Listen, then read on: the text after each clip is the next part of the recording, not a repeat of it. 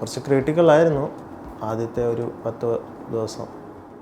പ്രത്യേകിച്ച് ഡോക്ടർമാരാണെങ്കിലും നല്ല കോപ്പറേറ്റീവ് ആയിരുന്നു. എല്ലാം അത്യാവശ്യം നല്ല ഇൻഫർമേഷൻസ് നമുക്ക് പാസ് ഔട്ട് ചെയ്യുന്നുണ്ടായിരുന്നു. പ്രതീക്ഷിച്ചതല്ലായിരുന്നു ഇങ്ങനൊരു ബാക്ക് ഓഫ് അത്രയും വേഴ്സ്റ്റ് സിറ്റുവേഷൻ ആയിരുന്നു.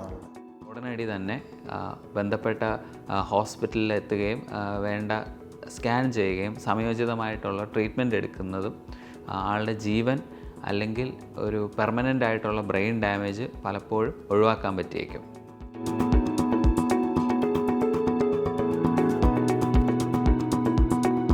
എൻ്റെ പേര് മിഥുൻ, പാണ്ടനാടാണ് സ്ഥലം. അച്ഛനെ ആക്സിഡൻറ്റ് പറ്റിയിട്ട് ഇവിടെ കൊണ്ടുവന്നതാണ്. പേഷ്യൻ്റ് മോഹൻ എന്നാണ് പേര്. അവിടെ വെച്ച് തന്നെയായിരുന്നു ആക്സിഡൻറ്റും. ഫെബ്രുവരി 19. അന്ന് വൈകിട്ട് തന്നെ സർജറിയും ഇവിടെ തന്നെ ചെയ്തു. വിഷ്ണു ഡോക്ടറായിരുന്നു.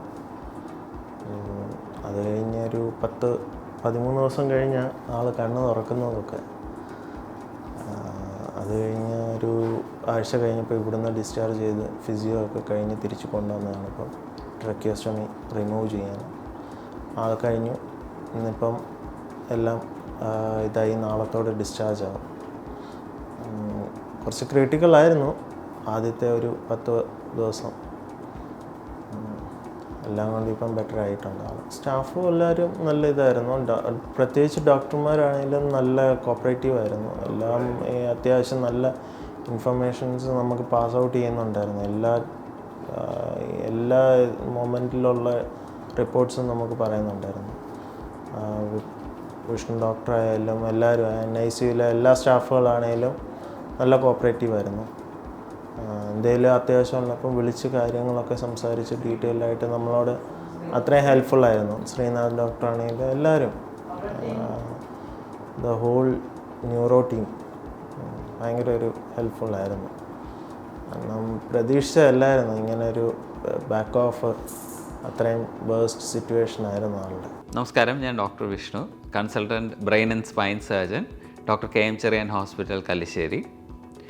ഇന്ത്യ അറിയപ്പെടുന്നത് തന്നെ the road accident capital of the world എന്നാണ്. ഓരോ ദിവസം ആയിരക്കണക്ക് റോഡ് ട്രാഫിക് ആക്സിഡൻറ്റ്സ് ആണ് സംഭവിക്കുന്നത് നമ്മുടെ നാട്ടിൽ. നിരവധി ആൾക്കാർ മരണമടയുന്നു, ഒരുപാട് ആൾക്കാർക്ക് സീരിയസ് ആയിട്ടുള്ള പരിക്കുകൾ ഏൽക്കുന്നു. അതുപോലെ ഒരു കേസായിരുന്നു നമ്മുടെ ഈ പേഷ്യൻറ്റിന് ഉണ്ടായിരുന്നത്. വളരെ സീരിയസ് ആയിട്ടുള്ള ഒരു ഹെഡ് ഇഞ്ചുറി ആയിരുന്നു. ആൾക്ക് വലിയൊരു ക്ലോട്ട് ഉണ്ടായിരുന്നു. അത് എമർജൻസി ആയിട്ട് സർജറി ചെയ്ത് ഇവാക്യുവേറ്റ് ചെയ്യേണ്ടി വന്നിരുന്നു. അതിനുശേഷം പേഷ്യൻ്റ് വളരെ ക്രിട്ടിക്കലായിട്ട് വെൻറ്റിലേറ്ററിലും ICUവിലും തൊണ്ടയിലൊരു ട്യൂബൊക്കെ ഇട്ട്, ട്രക്കിയോസ്റ്റമി എന്ന് പറയുന്ന ട്യൂബൊക്കെ ഇട്ട് വളരെ സീരിയസ് ആയിട്ട് ക്രിട്ടിക്കൽ കണ്ടീഷനിലായിരുന്നു. കൃത്യമായിട്ടുള്ള ട്രീറ്റ്മെൻറ്റും ഫിസിയോതെറാപ്പിയും കൊണ്ട് പേഷ്യൻ്റ് നല്ല രീതിക്ക് ഇമ്പ്രൂവ് ആയി വന്നു. ഇപ്പോൾ ട്രക്കിയോസ്റ്റമി ട്യൂബൊക്കെ മാറ്റി ആൾ സംസാരിക്കുന്നുണ്ട്, ഭക്ഷണം കഴിക്കുന്നുണ്ട്, നടക്കുന്നുണ്ട്. അപ്പോൾ ഹെഡ് ഇഞ്ചുറീസിൻ്റെ പ്രധാനപ്പെട്ട ലക്ഷണങ്ങൾ എന്ന് പറയുന്നത് ഒരു ആക്സിഡൻറ്റിന് ശേഷം ഉണ്ടാകുന്ന ബോധക്ഷയം, ശക്തമായ തലവേദന, തുടർച്ചയായിട്ടുള്ള വോമിറ്റിംഗ്, ഫിറ്റ്സ് വരിക, കൈകാലുകൾക്കുള്ള ബലക്കുറവ്, ഇങ്ങനെയുള്ള ലക്ഷണങ്ങളുണ്ടെങ്കിൽ നമ്മൾ ഉടനടി തന്നെ ബന്ധപ്പെട്ട ഹോസ്പിറ്റലിൽ എത്തുകയും വേണ്ട സ്കാൻ ചെയ്യുകയും സമയോചിതമായിട്ടുള്ള ട്രീറ്റ്മെൻറ്റ് എടുക്കുന്നതും ആളുടെ ജീവൻ അല്ലെങ്കിൽ ഒരു പെർമനൻ്റ് ആയിട്ടുള്ള ബ്രെയിൻ ഡാമേജ് പലപ്പോഴും ഒഴിവാക്കാൻ പറ്റിയേക്കും.